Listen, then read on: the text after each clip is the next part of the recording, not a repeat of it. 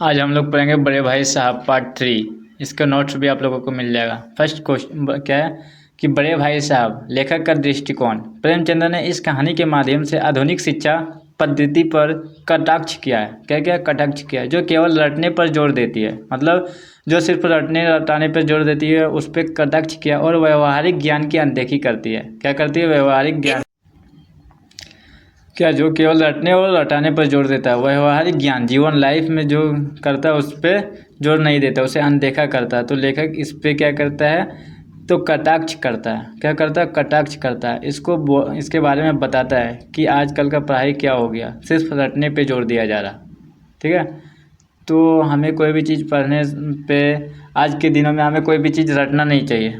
हमें समझ समझ करके पढ़ना चाहिए ताकि वो लंबे समय तक याद रहेगा। अगर आज हम रट करके पढ़ेंगे तो आज रटा हुआ चीज़ अभी जस्ट कुछ देर तक रहेगा, उसके बाद फिर भूल जाएंगे। आगे, बड़े भाई साहब का आत्म बलिदान। बड़े भाई साहब जो थे उसका आत्म बलिदान किस तरह से था? तो बड़े भाई साहब उम्र में केवल 5 साल बड़े थे। बड़े भाई साहब जो था वो अपने छोटे भाई यानी कि लेखक से कितने साल बड़े थे? 5 साल बड़े थे। लेकिन उनके कंधों पर छोटे भाई को सही रास्ता दिखाने की बड़ी जिम्मेदारी थी। लेकिन उसके कंधे पर क्या था कि उसके छोटे भाई को सही दिशा, सही रास्ता दिखाने की एक जिम्मेदारी थी, क्योंकि वो बड़ा था और बड़ा होने के साथ साथ ये फर्ज बनता कि अपने छोटे भाई को आगे लेके जाए। वे खुद पतंग उड़ाना, खेलना और तमाशे देखना चाहते थे, लेकिन वो जानते थे कि अगर वे खुद अनुशासित नहीं रहेंगे तो छोटे भाई को कैसे रोकेंगे। उनका फेल होना उनकी बुद्धिमानी की कमी नहीं, बार बार जो बड़े भाई साहब फेल हो जा रहा था तो उसका बुद्धिमान की कमी नहीं था, बल्कि व्यवस्था की खामी और उनके मानसिक दबाव का परिणाम था। लेखक हमेशा ये सोचता था, लेखक का बड़े भाई जो था वो हमेशा ये सोचता था कि मैं अपने भाई से 5 साल बड़ा हूँ, और 5 साल बड़ा होने के कारण अगर मैं अपने भाई के लिए कुछ नहीं करूँ तो वो बिगड़ जाएगा। जिसके कारण उसको खेलना भी पसंद था, पतंग उड़ाना पसंद था, लेकिन वो सारा चीज़ वो छोड़ दिया था। किस लिए? एक आदर्श बनने के लिए, अपने छोटे भाई का आदर्श बनने के लिए। और यही सब कारण के कारण, यही सब दबाव के कारण बार बार फेल हो जा रहा था। ठीक है। अनुभव की महत्ता। कहानी का सबसे मजबूत पक्ष अनुभव है। भाई साहब उदाहरण देते हैं कि अम्मा और दादा भले ही स्कूल ना गए हो, लेकिन घर चलाने और दुनियादारी का ज्ञान उन्हें किसी भी MA पास विद्वान से ज़्यादा है। जाहिर सी बात है, मम्मी पापा पहले के बहुत ज़्यादा पढ़े लिखे नहीं हैं, लेकिन फिर भी उससे ज़्यादा हम लोग घर चलाने में आगे नहीं हो सकते। उसको दुनिया के बारे में हम लोगों से ज़्यादा जानकारी है। एक MA पास से भी ज़्यादा समझदार है उसके पास। ठीक है। तो बड़े भाई साहब ये बोलता है। बड़े भाई का स्वभाव कैसा था? तो वे स्वभाव से बहुत अध्ययनशील और गंभीर है। बड़े भाई साहब जो थे वो स्वभाव से बहुत अध्ययनशील यानी कि बहुत ज़्यादा पढ़ने वाले थे। वे हर समय किताबें खोलकर बैठे रहते थे। वो क्या करते थे? हर समय किताबें खोल कर बैठे रहते थे। वे खेल कूद को समय की बर्बादी मानते हैं। खेल कूद को क्या मानता है? कि समय की बर्बादी है, खेलना ज़्यादा नहीं चाहिए। और छोटे भाई को भी हमेशा पढ़ने की सलाह देते थे। मतलब बड़ा भाई साहब जो था वो ज़्यादा अध्ययनशील, ज़्यादा पढ़ने वाला था, दिन भर किताब लेकर के बैठे रहते थे, लेकिन समझता कम था। और वो सोचता था खेल कूद सिर्फ क्या है? समय की बर्बादी है। छोटे भाई का स्वभाव। छोटा भाई बुद्धिमान है, लेकिन उसका मन पढ़ाई से ज़्यादा खेलकूद, पतंगबाजी और कंचे खेलने में लगता है। छोटा भाई क्या है? बुद्धिमान है, लेकिन उसके साथ साथ उसका ज़्यादातर मन खेलने कूदने में लगा रहता था। वो कम पढ़कर भी कक्षा में प्रथम आ जाता था। बड़े भाई साहब पूरा पढ़ता था, ज़्यादा से बार बार पढ़ता था, लेकिन वो समझता नहीं, रटता था, जिसके कारण बार बार फेल हो जा रहा। छोटा भाई समझ के पढ़ रहा था, बार बार कक्षा में प्रथम आ जाता, कम पढ़ने के बाद भी। शिक्षा पद्धति पर चोट। लेखन ने दिखाया है कि उस समय की परीक्षा प्रणाली केवल रटने पर जोर देती है। इस कहानी में लेखक क्या दर्शाना चाह रहा है? कि उस समय का शिक्षा प्रणाली जो था वो सिर्फ रटने पे जोर देती थी। बड़े भाई दिन रात मेहनत करके भी फेल हो जाता है। बड़ा भाई जो है वो दिन रात पढ़ता है फिर भी फेल हो जाता है, जबकि छोटा भाई अपनी समझ और खेल कूद के साथ भी सफल हो रहा है। तो लेखक यही दर्शाना चाह रहा है कि पहले की पढ़ाई क्या था? सिर्फ रटने वाला काम चलता था, है ना। और लेखक क्या है? पढ़ लिखने के साथ साथ खेल खेल करके भी पास हो जा रहा है, जबकि बड़े भाई सिर्फ पढ़ते रहता था फिर भी फेल हो जा रहा। अनुभव की श्रेष्ठता। कहानी के अंत में यह सिद्ध होता है कि डिग्रियां और किताबी ज्ञान इंसान को साक्षर बना सकते हैं। डिग्रियां और किताबी ज्ञान क्या कर सकते हैं? इंसान को साक्षर बना सकते हैं, लेकिन जीवन की समझ और सूझबूझ केवल उम्र और अनुभव से आती है। लेकिन जीवन को समझना किस में आता है? उम्र और अनुभव से आती है। कहानी का सारांश, यह कहानी दो भाइयों के बीच के रिश्तों, पढ़ाई के दबाव और जीवन के अनुभवों के महत्व को दर्शाती है। ये जो कहानी अभी हम पढ़ा रहते हैं ये दो भाई के बीच की रिश्ते के बारे में बताता है और दिखाता है कि एक भाई ज़्यादा पढ़ करके भी फेल हो जा रहा है और दूसरा भाई कम पढ़ रहा है फिर भी वो पास हो जा रहा है। ठीक है। क्वेश्चन है, बड़े भाई साहब ने परीक्षा प्रणाली और किताबी ज्ञान पर क्या व्यंग किया। बड़े भाई साहब का मानना था कि वर्तमान शिक्षा प्रणाली केवल रटने पर आधारित है। वे केवल कि अलजेब्रा, ज्योमेट्री और इंग्लैंड का इतिहास जैसे विषय व्यवहारिक जीवन में किसी काम के नहीं है। बड़े भाई साहब का क्या मानना था कि जो अभी का पढ़ाई है वो सिर्फ रटने के काम है। अलजेब्रा, ज्योमेट्री, इंग्लैंड का जो इतिहास पढ़ा जा रहा है वो कोई भी काम नहीं जीवन में, हमारे जीवन में। सही बात है। इतिहास इंग्लैंड का जान के हम लोग क्या करेंगे, उससे हम लोग को कोई फ़ायदा नहीं। फिर भी छात्रों को उन्हें रटने के लिए मजबूर किया जाता है, क्योंकि एग्ज़ाम में आना है तो रटना पड़ेगा, समझना पड़ेगा।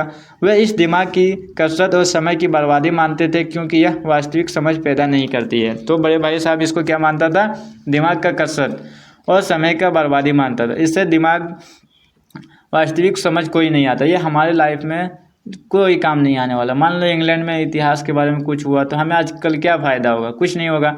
अनुभव की शक्ति किताबी ज्ञान से बड़ी होती है। भाई साहब ने इसे कैसे सिद्ध किया। अनुभव की जो शक्ति होती है वो किताबी ज्ञान से बड़ी होती है, भाई साहब बताता है। भाई साहब ने अपने माता पिता, अम्मा और दादा का उदाहरण दिया। उन्होंने कहा कि भले ही दादा ने कोई डिग्री ना ली हो, लेकिन घर के बजट को संभालना और बीमारी या संकट को समय सही निर्णय लेना उन्हें किसी भी विद्वान से बेहतर बनाता है। उसने अपने मम्मी पापा, दादा दादी का उदाहरण देकर के बताया कि इन लोगों ने भले ही ज़्यादा पढ़ा लिखा नहीं है, ज़्यादा डिग्री नहीं लिया, लेकिन कोई भी संकट आ जाए, बीमारी आ जाए या घर को कैसे चलाना, ये एक विद्वान से भी ज़्यादा बेहतर जानता है ये लोग।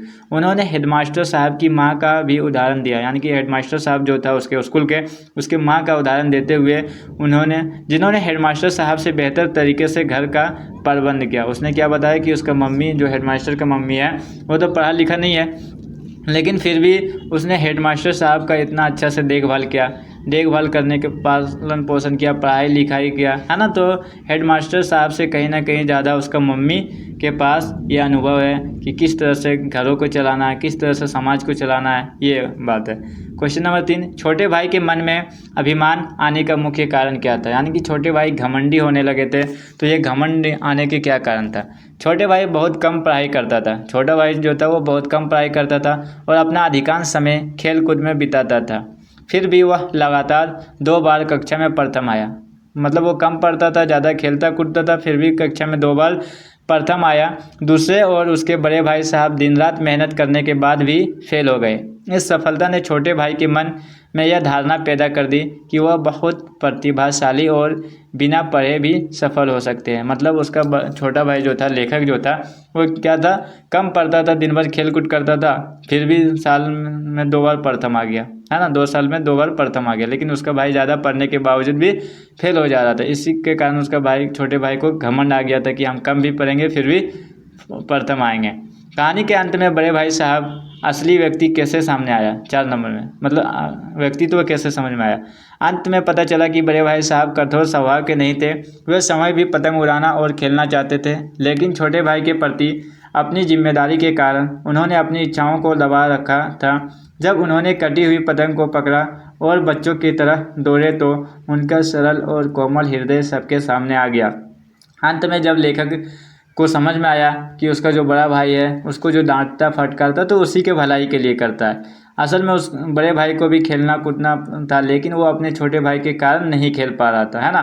तो ज़रूरी नहीं कोई अगर हमें डांट के समझा रहा तो वो हमारे बुराई के लिए ही कर रहा, वो हमारे फ़ायदे के लिए भी कर रहा। तो अंत में जब देखा कि बड़े भाई साहब भी एक कटी हुई पतंग के पीछे दौड़ रहे थे बच्चों की तरह, तो उसका सरल कोमल हृदय सबके सामने आ गया।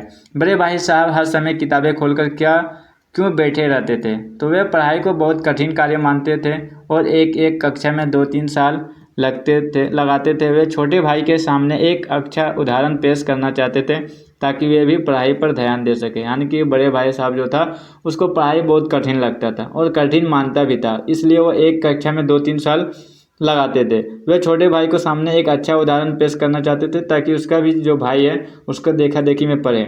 छोटा भाई पढ़ाई से जी क्यों चुराता था। छोटे भाई का मन खेलकूद, पतंगबाजी और कंचे खेलने में ज़्यादा लगता था। उसे बंद कमरे में घंटों बैठकर रटना पसंद नहीं था, इसलिए वो पढ़ाई से दूर भागता था। यानी कि छोटे भाई को घर में बैठ करके ज़्यादा तक पढ़ना पसंद नहीं था, उसे खेलने कूदने में ज़्यादा अच्छा लगता था, इसलिए वो पढ़ाई से दूर भागता था, है ना। वो समझ के पढ़ता था, पास हो जाता था। बड़े भाई साहब ने इतिहास को कठिन विषय क्यों बताया? उनके अनुसार इतिहास में राजाओं के नाम जैसे आर्ट हेनरी और दर्जनों जेम्स और उनकी वंशावली याद रखना बहुत मुश्किल था। जरा सी गलती होने पर अंक कट जाते हैं। इसी के कारण बड़े भाई साहब को इतिहास बहुत भारी लगता है। अब इतिहास में राजाओं का पीढ़ी दर पीढ़ी याद करके हमें कुछ फ़ायदा तो है नहीं, और फिर भी वो याद करना पड़ता है। और एक ही नाम 8 गो 10 गो 12 है, इस तरह से रहता है, तो जिसके कारण याद करना बहुत मुश्किल है। और एक अगर गलती से कुछ लिखा जाता है तो उसमें नंबर कट जाता है। इसलिए बड़े भाई साहब को इतिहास बहुत भारी लगता था, क्योंकि उसमें राजाओं का याद करना, उसके पीढ़ी दर पीढ़ी याद रखना है, वंशावली याद रखना, ये बहुत मुश्किल था। ठीक है, तो इसी तरह आपको हर वीडियो मिलता रहेगा, और वीडियो के अंत में PDF मिल जाएगा। तो आप मेरे चैनल को सब्सक्राइब करके बेल आइकन बटन दबा लीजिए।